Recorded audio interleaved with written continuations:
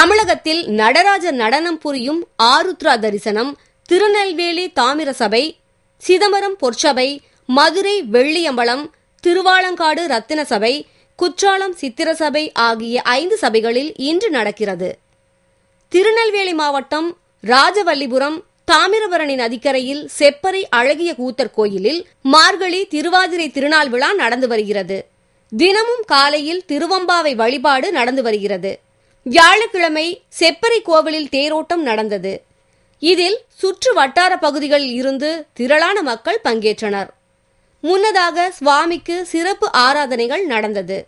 வெள்ளிக்கிழமை அதிகாலையில் திருவாதிரை திருவிழாவும், பசு தீபாராதனை, ஆருத்ரா தரிசனமும், தாண்டவ தீபாராதனையும் நடக்கிறது. இரவு 9:30 மணிக்கு அழகிய கூத்தர் தாமிர சபைக்கு எழுந்தருளல் நடக்கிறது.